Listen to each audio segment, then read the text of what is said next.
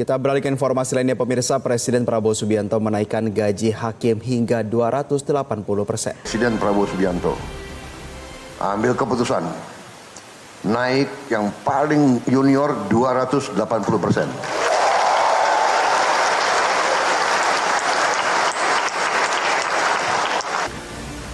Orang kecil hanya bisa berharap kepada hakim-hakim yang adil. Orang yang kuat, orang yang punya uang banyak, dia bisa berbuat. Dia bisa punya tim hukum yang luar biasa. Tapi orang kecil hanya tergantung sama hakim yang adil. Hakim yang tidak bisa disogok. Hakim yang tidak bisa dibeli. Hakim yang cinta keadilan.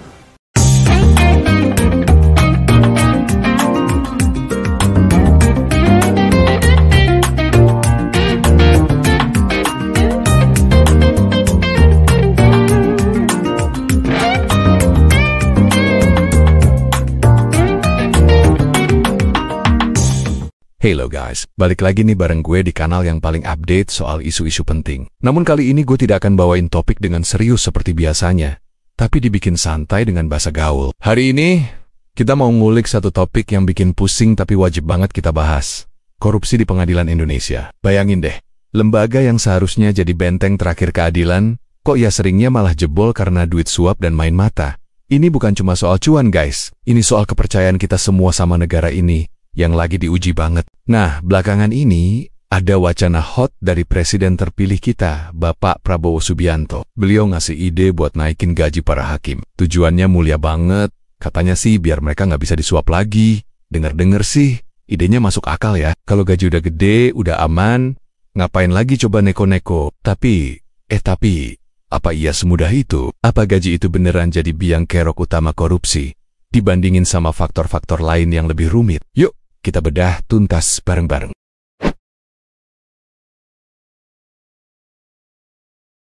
Guys, jujur aja deh, siapa sih di sini yang nggak pernah dengar soal korupsi di pengadilan? Udah kayak lagu lama yang diputar terus, ya kan? Pengadilan kita ini, sayangnya, sering banget jadi headline berita soal kasus korupsi. Masyarakat udah pada tahu kalau keadilan itu kadang bisa dibeli, dan putusan hakim itu kadang nggak sesuai sama fakta di lapangan. Coba deh lihat hasil survei Transparency International Indonesia tahun ke-2022. Hasilnya bikin kaget guys. Publik itu percaya kalau hakim punya peluang paling gede buat korupsi dibandingin sama pejabat pengadilan lainnya. Dan yang lebih nyesek, kurang dari separuh responden percaya kalau pengadilan bisa ngasih keputusan yang adil. Ini sih udah lampu merah banget buat sistem hukum kita. Udah bukan sekadar lampu kuning lagi. Ini udah merah menyala. Kasus-kasus korupsi yang nyeret hakim, bahkan sampai ke level Mahkamah Agung, itu nggak ada habisnya. Dari tahun 2011 sampai 2024 aja, Indonesia Corruption Watch nyatet ada minimal 29 hakim yang jadi tersangka karena diduga nerima suap buat putusan yang menguntungkan pihak tertentu. 29 hakim guys, itu bukan angka yang receh. Kita ngomongin Hakim Agung Sudrajat Dimyati yang divonis karena nerima suap 800 juta rupiah, atau Hakim Agung Ghazal Basaleh yang disidang karena dugaan suap 37 miliar rupiah. Ini bukan kebetulan. Ini udah pola yang mengakar banget di sistem kita. Korupsi di pengadilan itu bahaya banget, guys. Kenapa? Karena kalau lembaga yang seharusnya jadi penjaga hukum malah ikutan korup, ya udah, auto rusak semua sistem hukumnya. Keadilan jadi dagangan, dan kepercayaan masyarakat sama negara ini ambruk. Ini bukan cuma soal duit negara yang hilang, tapi juga soal moral dan sosial kita yang terkoyak. Bikin gerah banget, kan?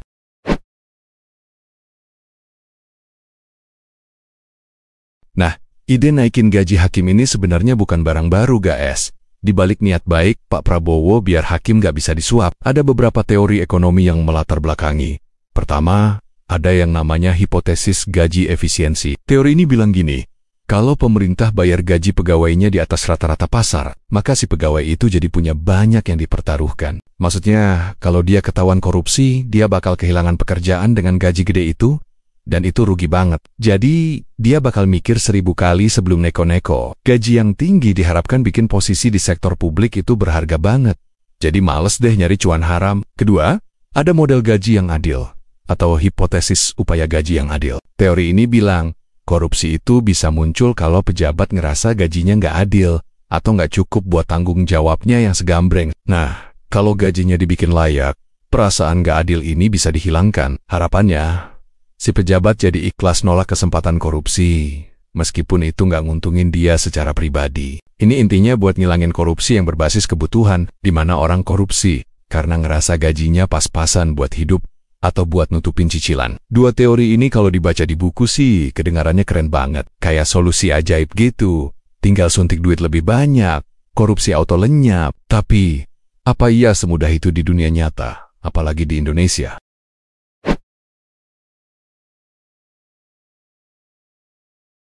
Sekarang, yuk kita intip data dan penelitian yang ada. Apa gaji yang lebih tinggi itu beneran bisa nurunin korupsi? Ternyata, jawabannya itu jauh lebih rumit dan kadang bikin melongo. Secara internasional, udah banyak yang sepakat kalau naikin gaji doang itu nggak cukup buat nurunin korupsi secara signifikan. Apalagi kalau nggak dibarengi sama pengawasan yang ketat, sistem pemantauan yang canggih, dan hukuman yang tegas. Beberapa penelitian bahkan nemuin hal yang kebalikannya. Gaji pemerintah yang lebih tinggi malah berkorelasi positif sama korupsi loh. Kok bisa? Salah satu alasannya, gaji yang lebih tinggi itu bisa ngambil jatah dana buat layanan publik penting lainnya. Atau malah bikin posisi itu makin menarik buat orang-orang yang emang niat korupsi. Studi di Tiongkok misalnya, nunjukin kalau kenaikan gaji pegawai negeri itu nggak banyak ngefek buat ngendaliin korupsi kalau institusi hukumnya lemah, permintaan layanan sosialnya tinggi, dan sistem pengawasan yang nggak berdaya. Ini negasin kalau gaji itu cuma satu keping dari puzzle yang jauh lebih besar.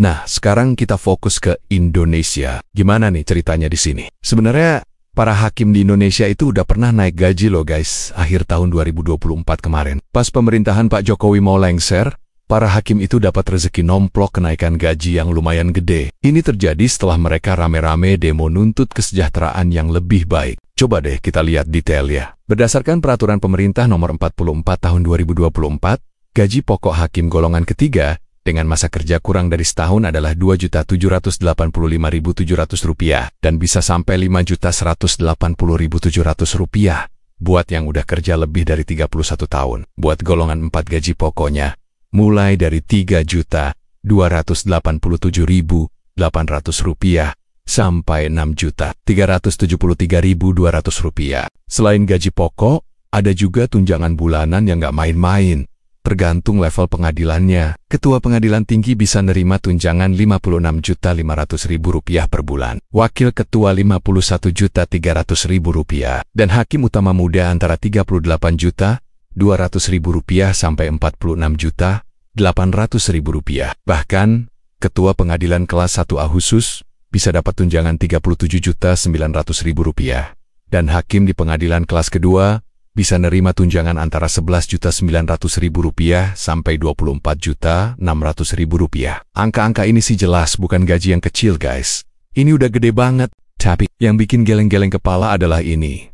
Penangkapan hakim terbaru karena korupsi itu terjadi setelah kenaikan gaji ini berlaku. Jakarta Post ngomongin secara eksplisit, kalau kenaikan gaji itu nggak ngefek buat nurunin korupsi. Seorang ahli bahkan bilang kalau 2 kali kenaikan gaji hakim di Indonesia dalam 2 dekade terakhir itu nggak banyak ngefek buat ngerem korupsi. Ini bukti nyata banget kalau gaji doang itu bukan peluru ajaib buat berantas korupsi di pengadilan kita. Bahkan, ada studi tentang korupsi di provinsi-provinsi Indonesia tahun 2021 yang nemuin efek positif antara gaji dan tunjangan PNS sama korupsi. Artinya, gaji yang lebih tinggi malah berkorelasi sama peningkatan korupsi. Studi lain tentang dampak kenaikan gaji PNS terhadap kasus korupsi yang ditangani KPK nemuin nggak ada pengaruh signifikan antara kedua variabel itu. Loh, kok bisa gitu sih? Temuan ini bikin mikir ulang soal korupsi. Kalau gaji naik tapi korupsi tetap ada atau malah nambah, ini nunjukin kalau korupsi di Indonesia itu mungkin bukan lagi berbasis kebutuhan, tapi lebih ke berbasis keserakahan. Atau emang udah sistemik banget. Beberapa penelitian bahkan nantang anggapan kalau PNS Indonesia itu gajinya kecil. Studi nunjukin kalau PNS dengan pendidikan SMA atau di bawahnya, yang jumlahnya 3/4 dari total PNS, itu justru dapat premi gaji dibandingin sama yang kerja di swasta. Ini makin gak masuk akal kalau gaji rendah itu jadi alasan utama korupsi di Indonesia.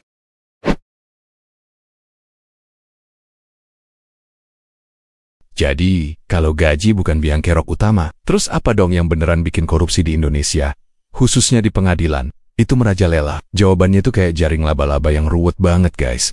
Ada banyak faktor sistemik, institusional, perilaku dan budaya yang saling nyambung dan memperparah keadaan. Pertama, pengawasan dan akuntabilitas yang lemah. Ini nih salah satu masalah utama. Pengadilan di Indonesia itu seringnya ogah diawasi dari luar.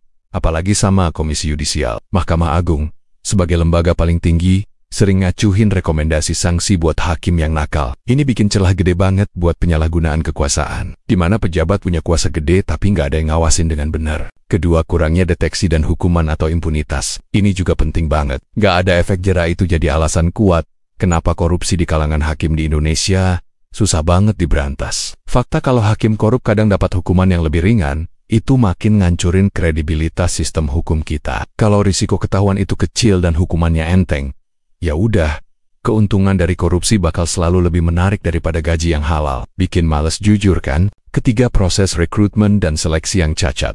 Sistem rekrutmen dan pengawasan yang lebih baik itu wajib banget buat nurunin peluang korupsi di pengadilan. Kalau proses seleksinya nggak ketat dan nggak transparan, ya orang-orang yang niatnya nggak bener bisa aja nyusup masuk mau gajinya berapapun juga. Keempat, institusi hukum yang lemah dan supremasi. Korupsi itu subur kalau sistem peradilannya sendiri rapuh dan gak efektif dalam menegakkan hukum. Kalau institusi hukumnya lemah dan sistem pengawasannya nggak berdaya, kenaikan gaji itu nggak banyaknya efek. Kelima, intervensi politik dan kepentingan tersembunyi. Korupsi di Indonesia itu kompleks banget, melibatkan banyak pihak dari berbagai level. Ada hubungan kuat antara perusahaan, terutama di sektor tambang, sama penguasa atau pejabat terpilih. Pengadilan kadang malah berpihak sama perusahaan-perusahaan ini dalam sengketa hukum. Ini nunjukin gimana intervensi politik dan jaringan kepentingan tersembunyi itu ngancurin independensi pengadilan dan memfasilitasi korupsi skala gede. Keenam, penentu perilaku dan budaya.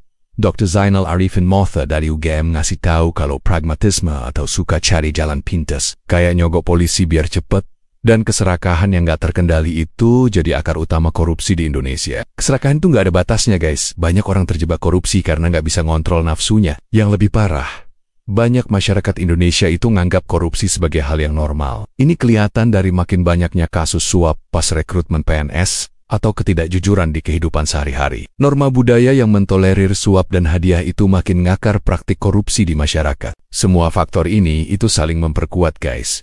Sistem yang amburadul bikin banyak peluang buat cuan haram. Orang-orang yang serakah manfaatin peluang ini.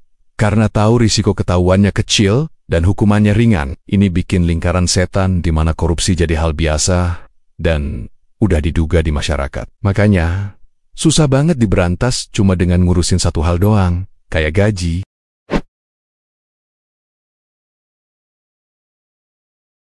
Jadi, kalau naikin gaji hakim doang itu nggak cukup, terus kita harus ngapain? Kita butuh strategi yang holistik dan terintegrasi. Guys, ini bukan soal satu solusi ajaib, tapi serangkaian reformasi yang saling dukung. Pertama, perkuat sistem pengawasan dan akuntabilitas. Kita harus gaspol, naikin independensi dan kewenangan Komisi Yudisial buat ngawasin dan ngasih sanksi ke hakim. Perlu dibangun sistem pengawasan internal yang lebih kuat dan transparan di Mahkamah Agung dan pengadilan di bawahnya. Penegakan kode etik yang ketat dan konsisten itu mutlak. Kedua, tingkatkan deteksi dan efek jera. Lembaga penegak hukum kayak KPK, Kejaksaan, dan Kepolisian harus ditingkatin kapasitasnya buat nyium, nyelidikin, dan nuntut kasus korupsi di pengadilan. Hukuman maksimal dan konsisten buat hakim korup, termasuk pemiskinan aset, itu wajib banget diterapkan biar ada efek jera yang kuat. Nggak boleh ada intervensi politik dalam proses penegakan hukum terhadap hakim korup. Nggak ada ampun. Ketiga, reformasi proses rekrutmen dan promosi. Sistem rekrutmen dan seleksi hakim harus lebih transparan,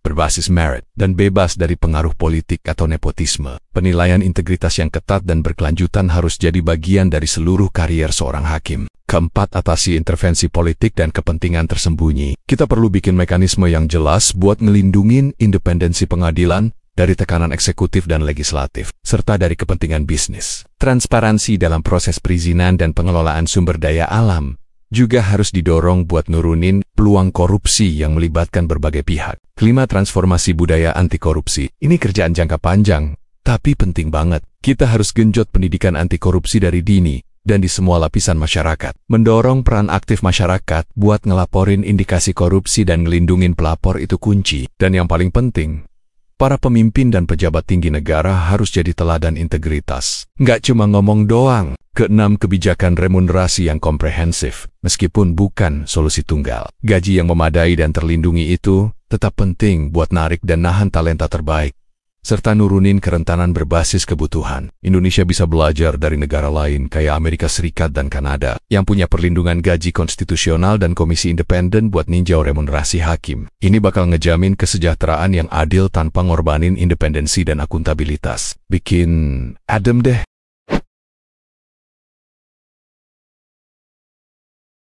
Guys, niat Pak Prabowo buat naikin gaji hakim itu patut diacungi jempol. Akan tetapi, kayak yang udah kita kulik sebelumnya, itu cuma sepotong kecil dari puzzle besar pemberantasan korupsi. Korupsi di pengadilan Indonesia itu kayak monster berkepala banyak, yang butuh pendekatan multi-arah dan komitmen yang gak goyah dari semua pihak. Membangun pengadilan yang benar-benar independen, gak korup, dan berorientasi keadilan itu investasi jangka panjang buat masa depan Indonesia.